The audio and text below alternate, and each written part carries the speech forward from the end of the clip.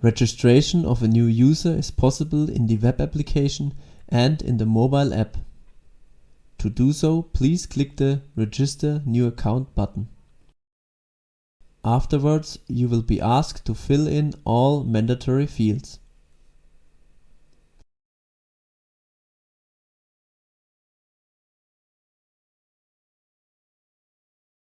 Registration is complete once if you have received and confirmed the registration email. Now you can log in with your access data. If you want to create a new company, please follow the instructions on the screen.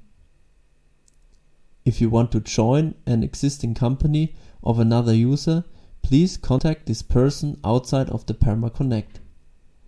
This user will have the option to add you to the corresponding company via your registered email address.